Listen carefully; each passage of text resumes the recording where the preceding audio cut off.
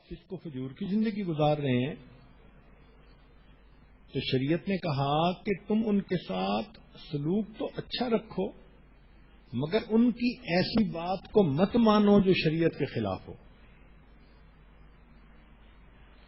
وَصَاحِبْهُمَا فِي الدُّنْيَا مَعْرُوفًا، حتیٰ کہ وہ کافر اور مشرک بھی ہوں تو دنیا میں ان کے ساتھ تم اچھا سلوک کرو. تو اگر ماں باپ دیندار ہوں، نیک ہوں، پھر تو نور علی نور ہے. یہاں ایک نقطہ سا دل میں آتا ہے کہ آج احساس ہوا ماں باپ کا کیا مقام ہے. چنانچہ جن کے ماں باپ تو زندہ ہیں وہ ان کو منا لیں گے، پچھلے قصوروں کی معافی مانگ لیں گے اور آئندہ ماں باپ کی فرما برداری کریں گے اور اچھا سلوک کریں گے. لیکن بہت سارے تو ایسے ہیں کہ جن کے ماں باپ فوت ہو چکے، تو وفات کے بعد اب کیا کریں؟ شریعت نے 10 کام بتائے ہیں کہ اگر کوئی نوجوان بیٹا یا بیٹی اپنی زندگی میں ماں باپ کی خدمت نہ کر سکے، یہ گولڈن اپرچونٹی ضائع کر بیٹھے. ایسا کئی مرتبہ دیکھا گیا کہ بچہ چھوٹا ہوتا ہے، ماں باپ اس کی خدمت کرتے ہیں اور جب وہ کسی قابل ہوتا ہے تو ماں باپ ہی دنیا سے چلے جاتے ہیں، بچے کو موقع ہی نہیں ملتا.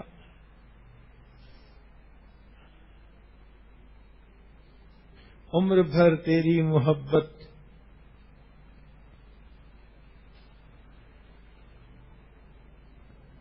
ماں کے بارے میں شاعر نے یہ شعر لکھا کہ عمر بھر تیری محبت میری جلوہ گر رہی، میں تیری خدمت کے قابل جب ہوا تو چل بسی. کہ اے ماں، ساری عمر تو تیری محبت ہی میری زندگی کے اندر میری ہدایت کے لیے کام کرتی رہی، اور جب میں تیری خدمت کے قابل ہوا تو ہی اللہ کو پیاری ہو گئی. تو شریعت کا حسن و جمال دیکھیں کہ شریعت نے اس کی کمپنسیشن کا بھی طریقہ بتا دیا. کیا خوبصورت دین اللہ نے ہمیں عطا کیا ہے. چنانچہ وفات ہو چکی ہو تو پہلا کام والدین کی وصیتوں کو پورا کرنا. حدیث پاک میں ایک صحابی نبی الاسلام کی خدمت میں حاضر ہوئے، اے اللہ کے پیارے حبیب صلی اللہ علیہ وسلم، میرے والد نے مجھے کہا تھا کہ تم میری طرف سے غلام آزاد کرنا. اب میرے پاس غلام تو نہیں، ایک باندی ہے اور بہت ہی ان پڑھ اور جاہل ہے. تو نبی علیہ السلام نے فرمایا اس باندی کو لاؤ. چنانچہ اس باندی کو لایا گیا، ان پڑھ تھی. نبی علیہ السلام نے اس سے پوچھا کہ بتاؤ اللہ کہاں ہے؟ اس باندی نے آسمان کی طرف انگلی کر دی. نبی علیہ السلام نے فرمایا بتاؤ میں کون ہوں؟ اس نے کہا اللہ کے رسول. نبی علیہ السلام نے مسکرا کر فرمایا کہ یہ تمہاری باندی مسلمان ہے، اس کو آزاد کرو گے تو تمہارے والد کی وصیت پوری ہو جائے گی. دوسرا حق والدین کا یہ ہوتا ہے کہ اولاد والدین کے مرنے کے بعد ان کا قرض ادا کرے. اگر اولاد ادا کرے گی تو اللہ کے ہاں بہت اجر پائے گی. تیسرا والدین کے لیے استغفار کرنا، دعا کرنا. دعا بلندی درجات کی کرنا اور استغفار ان کی غلطیوں کوتاہیوں کی معافی کے لیے کرنا. چنانچہ امام احمد بن حنبل رحمۃ اللہ علیہ نے یہ حدیث نقل فرمائی ہے کہ نبی علیہ الصلوۃ والسلام نے ارشاد فرمایا ان اللہ عز وجل یرفع الدرجۃ للعبد الصالح فی الجنۃ، کہ اللہ تعالی نیک بیٹے کی وجہ سے نہیں، ایک نیک بندے کے جنت میں درجے کو بلند کرتا ہے تو فیقول یا رب، وہ بندہ اللہ سے پوچھتا ہے انا لی ہذہ، یہ آپ نے میرے درجات کو بلند کیوں کر دیا، میری ترقی کیسے ہو گئی؟ فیقول، اللہ فرمائیں گے بے استغفار ولدک لک، کہ تیرے بیٹے نے تیرے لیے استغفار کیا، اس کے بدلے ہم نے جنت میں آپ کے درجات کو بلند فرما دیا۔ چوتھا نقطہ کہ والدین کے جو دوست زندہ ہیں یا قریبی رشتہ دار زندہ ہیں جن سے کہ والدین محبت کا تعلق رکھتے تھے، اب ان کے ساتھ محبت کا تعلق رکھنا۔ مثلاً والدہ فوت ہو گئی تو خالہ کو ماں کا درجہ دینا، باپ کے دوستوں کو دوست سمجھنا اور ان کے ساتھ اچھا سلوک کرنا، یہ بھی ان والدین کے حقوق کی کمپنسیشن کہلاتی ہے۔ پانچواں نقطہ، والدین کی طرف سے صدقہ و خیرات کرنا۔ صدقہ و خیرات کا یہ مطلب نہیں ہوتا کہ ہر بندے نے لاکھوں خرچ کرنے ہوتے ہیں، نہیں۔ حدیث پاک میں تو یہاں تک کہا گیا کہ ایک بندہ اگر اللہ کے راستے میں بوسیدہ سی کھجور بھی دیتا ہے، اللہ اس پر بھی اس کو اجر دیتے ہیں، پرانی کھجور۔ تو اپنے بچوں کو یہ تعلیم دینی چاہیے، وہ جمعہ کے دن معمولی پیسے سے ہی مگر مسجد میں دیں اور والدین کی نیت سے دیں کہ اس کا اجر ان کو پہنچے۔ رمضان مبارک کے مہینے میں فقراء کو صدقہ کریں، والدین کی نیت کریں،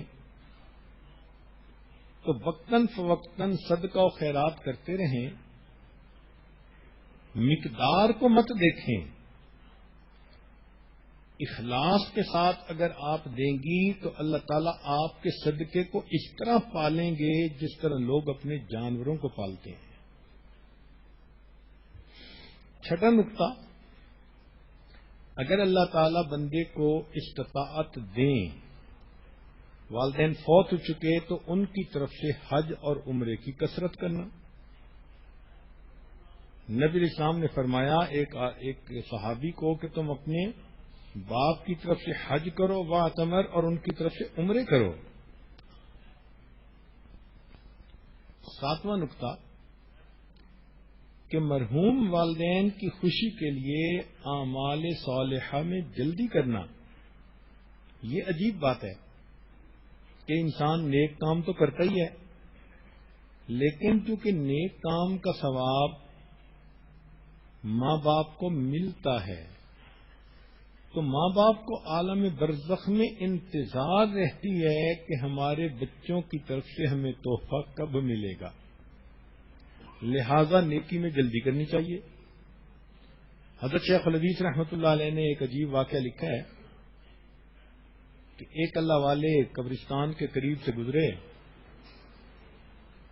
تو انہوں نے ان قبرستان کے موتا کے لیے کچھ پڑھ کر ایصال ثواب کر دیا۔ خواب میں دیکھا کہ ایک فرشتہ ایک بوری کے اندر وہ ثواب لے کر آیا اور آواز لگائی اور سارے مردے اٹھ بیٹھے اور سب اس کی طرف گئے کہ ہمیں اس میں سے جو حصہ ہے ہمارا دے دو۔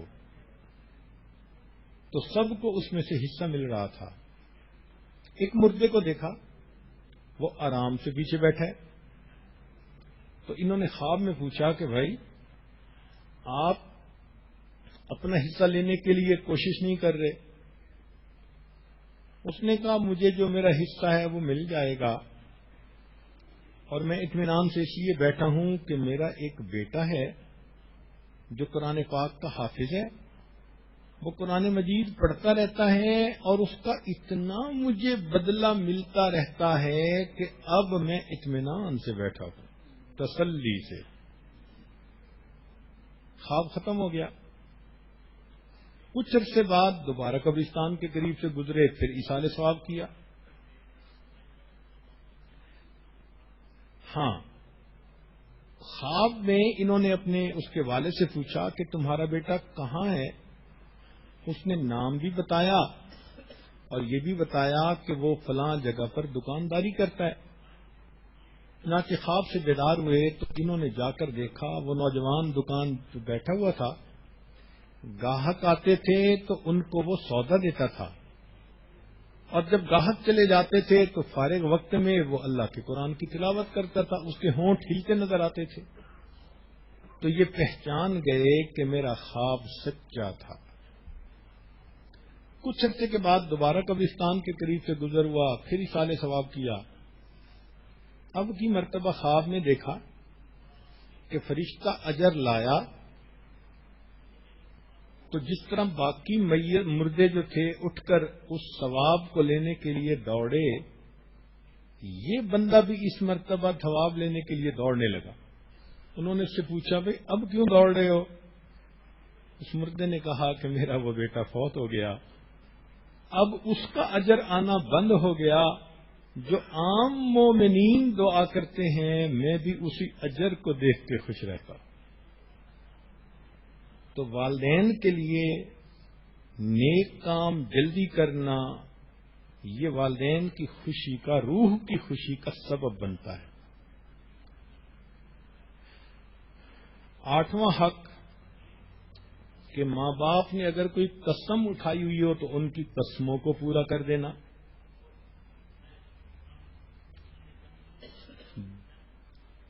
9واں حق والدین کی طرف سے نفلی روزہ رکھنا۔ قرآن مجید کی تلاوت کرنا۔ اور 10واں حق کہ مردوں کے لیے والدین کی قبور کی زیارت کرنا، کیونکہ عورتوں کو نبی علیہ الصلوۃ والسلام نے قبرستان میں جانے سے روک دیا، اور یہ نبی علیہ الصلوۃ والسلام کا امت پر احسان ہے، ورنہ عورت جتنی نرم دل ہوتی ہے، اگر شریعت اس کو بھی حکم دیتی کہ تم جاؤ اور جوان بیٹے کو دفن کر کے آؤ، تو مجھے تو لگتا ہے کہ اس عورت کو پہلے ہی وہیں دفن ہونا پڑ جاتا، یہ خود بھی ساتھ دفن ہو جاتی۔ یہ تو اللہ نے مردوں کو دل دیے ہیں، کتنے محبت کے رشتے ہوتے ہیں، اپنے ہاتھوں سے نہلاتے ہیں، کفناتے ہیں، اور کندھوں پہ اٹھا کے قبرستان میں دفن کر کے آ جاتے ہیں۔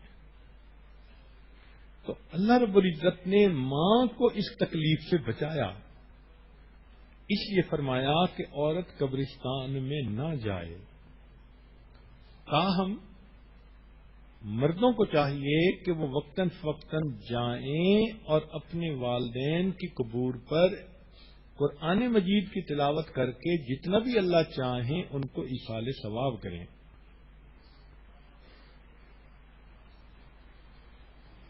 شریعت نے